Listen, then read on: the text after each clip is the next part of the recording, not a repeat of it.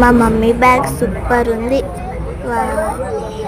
అదే మా పిన్ని దగ్గరకు పోతుంది అనుకో, మా పిన్ని మీద మంచిగా పనుకుంటా.